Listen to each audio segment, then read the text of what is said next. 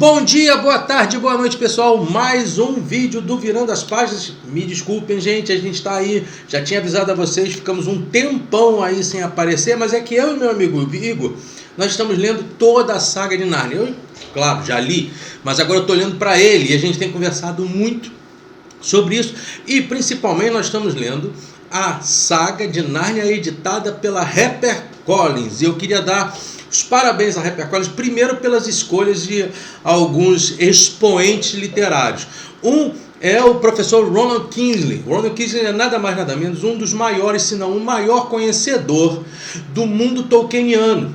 Então toda a história de Tolkien e ao mesmo tempo toda a estrutura da Terra-média e de toda a saga, que não fica só parada em cima do Senhor dos Anéis, tudo isso está nas mãos do Ronald Kingsley e ele está fazendo a tradução das obras de Nárnia aqui pela Thomas Nelson. E segundo, está de novo elogiando o professor Rafael Brum, um dos maiores cartunistas, ou pelo menos uma das um dos melhores profissionais em matéria de capa. Ele está fazendo as capas também aqui da C.S. Lewis sobre Subindo os Magos e toda a saga de Nárnia, mas ao mesmo tempo ele está aqui, olha, também trabalhando em cima com a Thomas Nelson de todas as obras do C.S. Lewis, que vão desde as suas apologéticas até também a trilogia cósmica, que é uma trilogia de ficção científica, na verdade é uma quadrilogia, depois eu explico isso. Então, Rafael Brum, Ronald Kingsley, parabéns. Primeiramente, vamos falar um pouquinho sobre a saga. Eu estou falando um pouquinho sobre isso, mas o Igor vai começar a falar já, porque quando a gente entrar no livro, ele vai estar falando direto comigo, tá bom? Vamos primeiro colocar algumas coisas. As obras, elas foram editadas de forma diferente à cronologia das histórias. Ou seja, o primeiro livro que surgiu foi o Leão, a Feiticeira e o Guarda-Roupa. Porém, antes dele veio o Sobrinho do Mago, antes na cronologia e não depois, tá certo? Uma coisa que eu queria que vocês ouvissem aqui do meu amigo Igor. Igor, o que você pede pro pessoal ajudar a gente aqui no canal? Deixa o nosso joinha, se inscreva aqui no canal do Tio Armando e sempre tenha conosco, que a gente vai agora fazer um vídeo muito maneiro que vocês vão adorar esse vídeo. Aliás, um vídeo só não, 7, né? Porque a gente vai falar da saga toda, não é isso? Sim. Então tamo junto, toca aí. Vamos fazer vídeos e perfeito. Você acompanha aí. Acompanha e curte e dá o like e mais do que isso, dá o like e curte é a mesma coisa, né? Compartilha, se inscreve. Compartilha com qualquer pessoa, vamos lá. Sua família, seu amigo, que vai estar aí. Por aí. Pra você. Por aí. Seguindo a cronologia das crônicas de Nárnia e não das edições, a primeira obra é O Sobrinho do Mago, só que ele foi escrito em 1955. Ele é o penúltimo livro escrito pelo Lewis dessa saga. Logo depois, você tem aqui, ó, o Leão e a Feiticeira e o Guarda-Roupa, que é de 1950. Em 54 vem O Cavalo e o Seu Menino, que é a única história onde você não tem personagens pulando as eras ou pulando os tempos, saindo da Terra e indo para Nárnia, não. Esse livro aqui está na Era de Ouro, quando os irmãos Pevensey, eles são os reis, né? O Pedro, o Edmundo, sim, a Susan e a Lucy. Eles são os reis nessa época, então esse livro é contado nesse período. Depois você vai ter O Príncipe Caspian, que é de 1951, tá bom? Ele é 51. Em 52, A Viagem do Peregrino, tá? Da Alvorada. E mais à frente vai ter em 53 A Cadeira de Prata, e fechando a obra vai ser a Última Batalha, que eu acho que vai ser o livro que ele mais vai gostar, porque ele só vive falando desse livro aqui. Se A Última Batalha é o último livro, quer dizer o seguinte: Esse livro aqui é a escatologia. É a escatologia das Crônicas de Nárnia. E se esse livro, por ser o último, é a escatologia das Crônicas de Nárnia, é óbvio que o nosso querido sobrinho do mago é a Gênesis mesmo, da Crônica de Nárnia. Uma coisa que eu queria aproveitar aqui é elogiar a edição, o cuidado e a formatação dos livros que tocam o coração das crianças, adolescentes e adultos, tá certo? Uma coisa muito interessante que eles se permitiram colocar aqui, os desenhos da Pauline Baynes. A Pauline Baynes, ela morreu agora em 2008, mas ela foi muito importante tanto na vida do C.S. Lewis quanto na vida do Tolkien. Ela fez desenhos tanto para Nárnia, inclusive os mapas de Nárnia, como também para toda a saga tolkieniana e principalmente os mapas da Terra-média. Então, a Pauline Baynes era uma mulher capacitada de uma forma muito... Os traços dela eram traços muito finos e não tinha aquela estética da perfeição. Ela tinha, na verdade, muito mais do que isso. Ela tinha profundidade, você tinha sentimento nos desenhos que ela criava. Quero deixar claro aqui. Vai lá se tu é safo. Quais são os 2 primeiros reis de Nárnia? Os primeiros reis do livro que a gente já leu 2. O primeiro, que está no primeiro livro, são o rei Frango e a rainha Helena. Rei Franco e a rainha Helena. Normalmente os reis bons em Nárnia, porque nem todos os reis em Nárnia são bons, tá? Eles passam por experimentos e por testes. Em geral, eles são muito levados à humildade. Mas eu diria que o rei Franco é um dos mais humildes, porque daqui a pouco eu vou contar para vocês mais ou menos a história. Só que tem o bicho ruim na história, quem é? O tio André. Tio André, o ser humano. E a outra, que é pior ainda? E a que parece o diabo, a Jade. Isso, a rainha Jades, ela tem realmente a representação do mal, do mal, tá? Mas não pensa muito que a história se viva só sobre esses meros contextos, não. Eu tenho aqui uma apologética do Lewis, que é o cristianismo puro e simples. Se você for dar uma lida em todo o contexto âmago, o contexto ético do C.S. Lewis aqui, o que você terá ao ler essa saga que ele escreveu, todas as Crônicas de Nárnia, essas fábulas maravilhosas, elas vão nos trazer justamente o cristianismo puro e simples de Lewis em forma de fábula. E isso é muito interessante porque foi como o Lewis tentou trazer, elementar, entregar para nós, para os nossos filhos, para as crianças, o Evangelho. De uma forma muito rica. Mas não pense apenas que Lewis quis fazer uma espécie de catequese. Não, Lewis não queria isso. Ele queria, na verdade, trazer tudo aquilo que é de melhor na construção de um homem, de uma mulher, do ser humano. Quero deixar claro o seguinte, os tempos lá em Nárnia são diferentes dos nossos, não é isso? Sim. Os tempos em Nárnia, eles podem demorar muito, mas para cá eles são como se fossem muito rapidinhos, tá certo? E uma outra coisa, 2555 anos é o período da existência de Nárnia. E as suas eras são a Era da Conquista, as primeiras eras, onde tem o Sobrinho do Mago, que é o livro que está nesse período. Logo depois, a Era do Inverno, que é o Leão, a Feiticeira e Guarda-Roupa, porque é justamente quando vai ter aqueles confrontos, que eu não vou agora falar muito sobre isso, porque a gente vai falar isso quando chegar, né? Sim. Aqui na hora certa. Aí você tem a Era Dourada, que é quando os irmãos Pérvences são os reis, onde está ali o cavalo e o seu menino. Mais ainda a Era das Trevas, onde você tem o Príncipe Caspian, a Era dos Telmarinos, que de novo você tem o Príncipe Caspian, elas estão juntas. Lá na frente a Era da Exploração, que é a viagem do peregrino, da alvorada, e por fim as últimas eras, que é a última batalha. Todos esses períodos vão dar em 2555 anos de Nárnia. Mas 2555 anos de Nárnia são iguais aos nossos? Não. Sai fora, não são mesmo, tá? Outra coisa, falei que são 19 reis? Ou esqueci? Bom, se eu esqueci, estou falando. Se eu não esqueci, estou falando de novo. Você tem 19 reis em Nárnia. 19 reis em Nárnia. Agora, o que é interessante nesse aqui? O sobrinho do mago é a Gênese, como a gente falou, né? Igual a Gênese bíblica, há aqui uma criação. Mas o que precede isso tudo está na terra. Dígore é um rapaz que sai de onde morava e vai morar perto de uma amiguinha chamada Polly.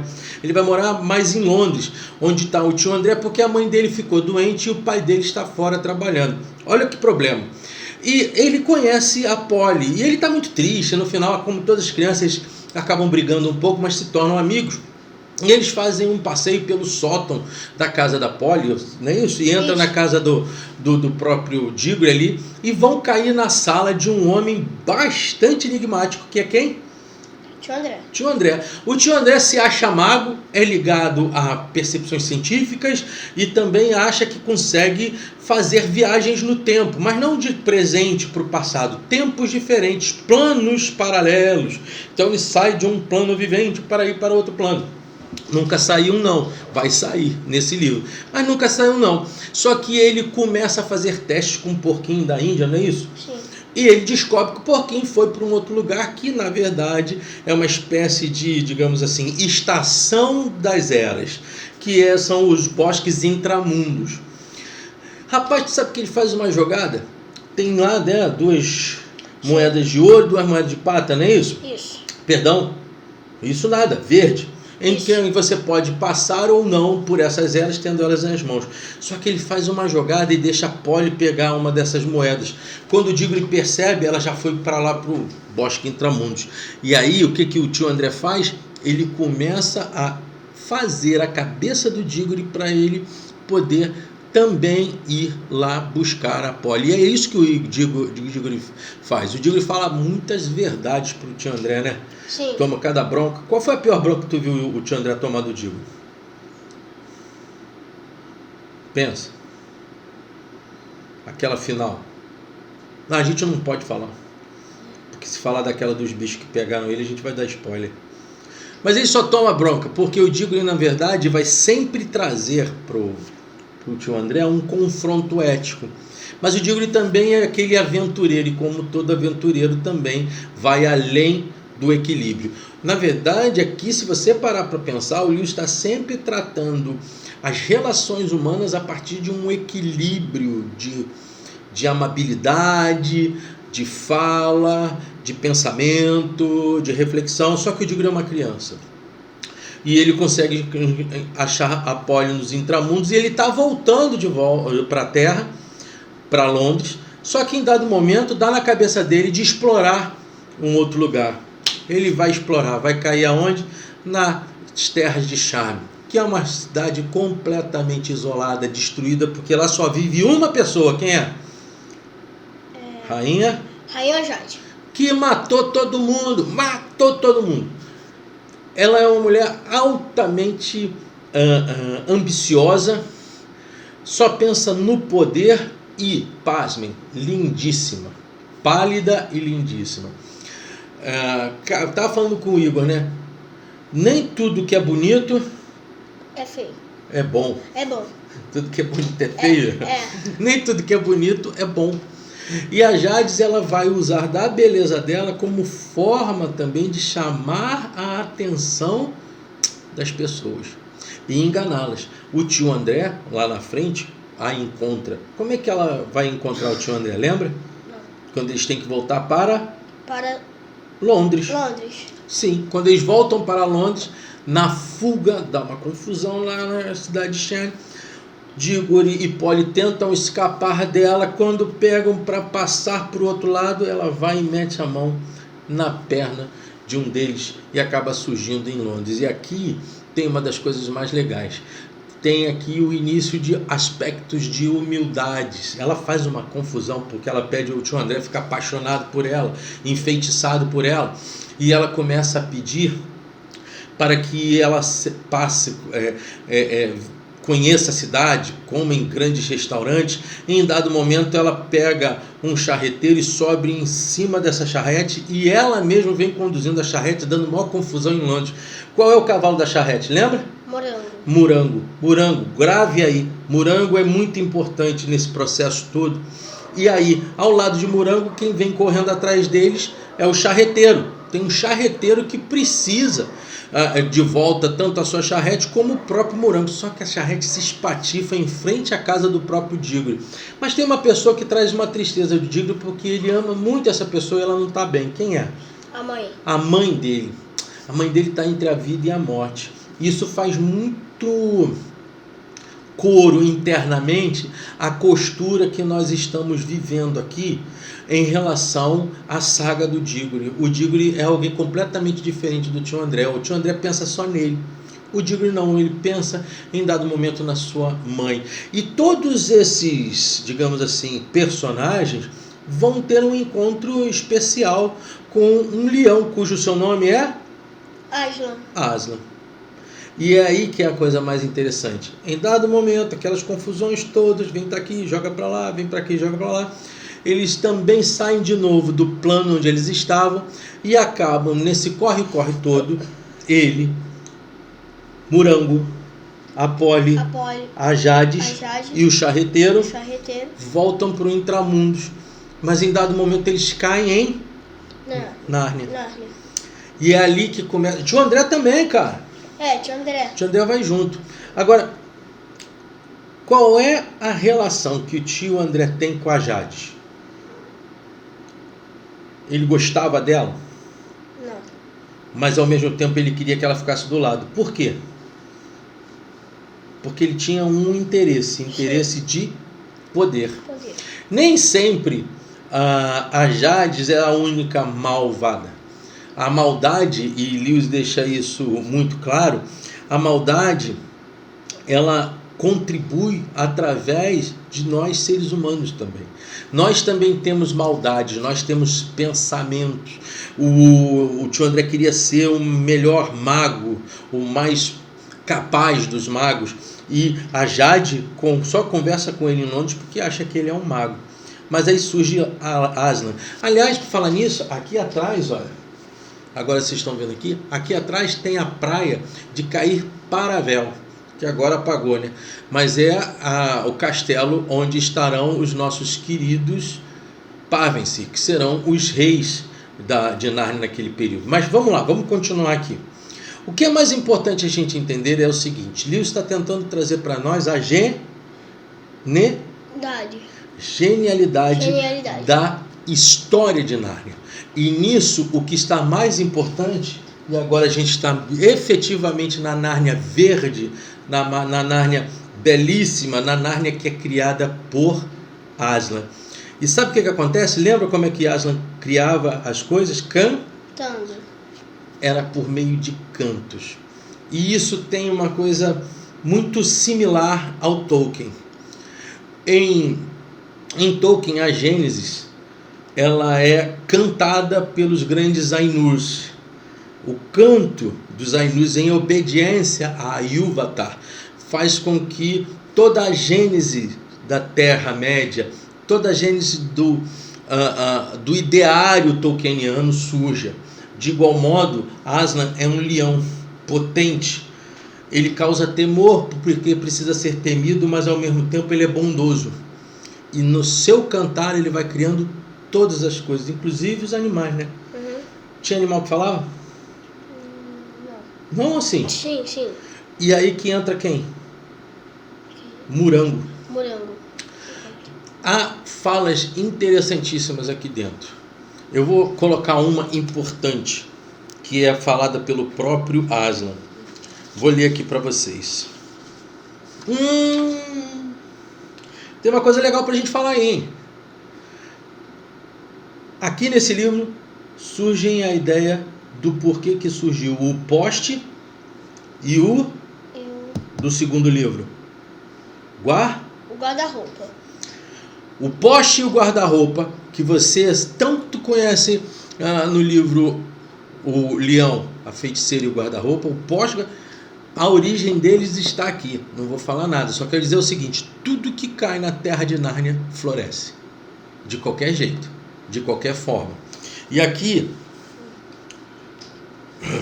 tem uma passagem que eu gosto muito. aqui no final. Bem no final. Em Nárnia, os animais viveram em grande paz e alegria, e nem a feiticeira, nem qualquer outro inimigo chegaram a perturbar aquela agradável terra por muitas centenas de anos. E aqui é a coisa mais bonita. O rei Franco, quem é o rei Franco? É o rei. O rei Franco, mas o que ele era aqui? Ele era dono de quem? Do charrete. Dono da charrete. Dono do morango.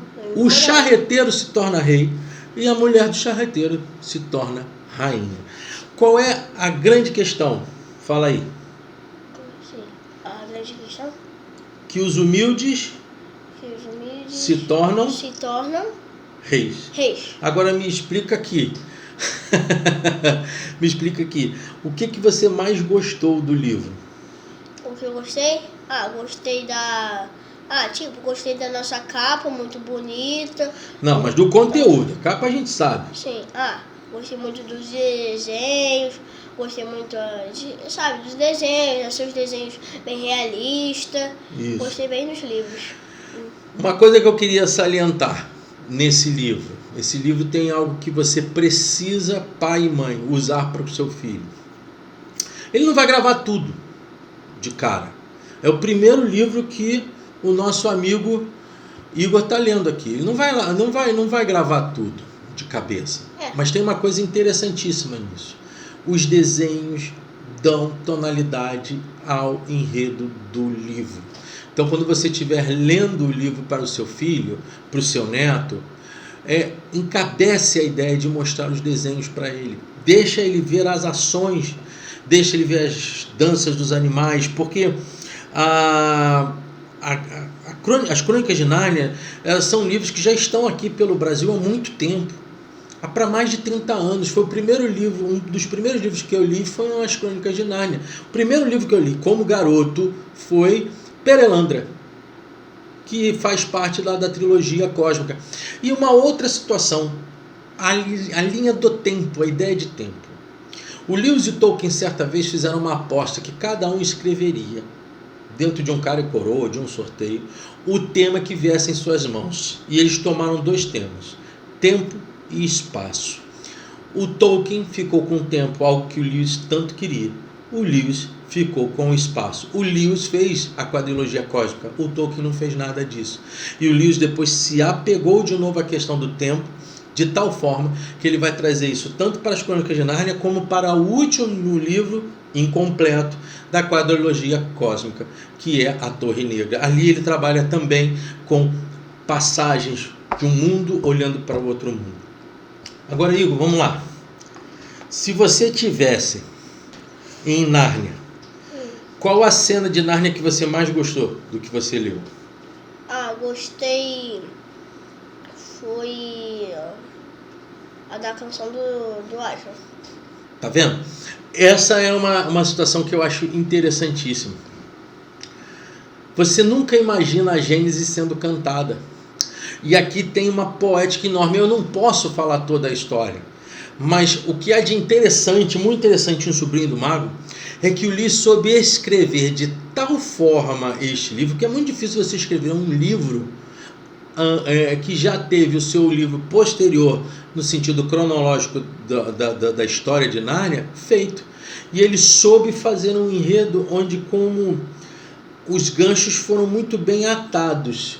E o Aslan, do Sobrinho do Mago, não perde em nada para o Aslan que vai aparecer em O Leão, a Feiticeira e o Guarda-Roupa, ou mesmo em Caspian, ou mesmo na última batalha.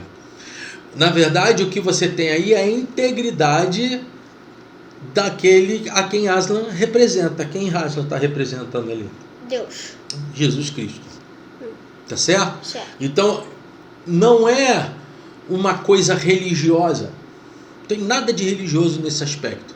O que tem aqui, e que fica muito claro para mim, é a abordagem inteligentíssima de Lewis em elaborar uma saga que serve para adulto e para criança, e que nos capacita cada vez mais a estarmos observando efetivamente o Evangelho por outra forma.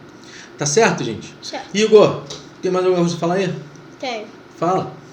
E também, gente, o Digor também tem Digor, mas também a gente pode botar Gregório.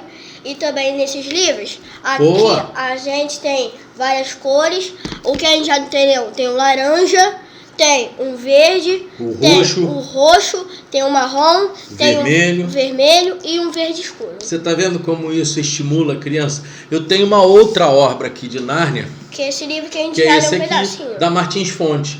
E na verdade, inclusive, quando houve um aniversário da obra no passado, a Martins Fontes também lançou um livro belíssimo, que eu dei até para os meus filhos.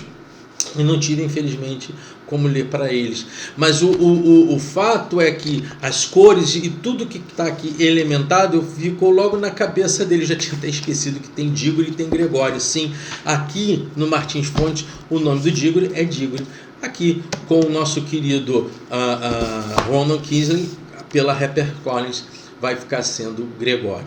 Gente, um livro maravilhoso. Nós já estamos lendo O Leão, A Feiticeira e o Guarda-Roupa, e estamos doidos para terminar esse livro esse ano, e eu vou trazer isso para vocês. Eu e o Igor. Né? Vamos trazer e vamos estar com você sempre. Beleza. Como eu sempre digo, supere-se, aprenda mais, ler é bom, virando as páginas, curta e já a gente volta. Toca aí, malandro. Show? Foi show, muito show. Gostei dessa. Valeu, gente!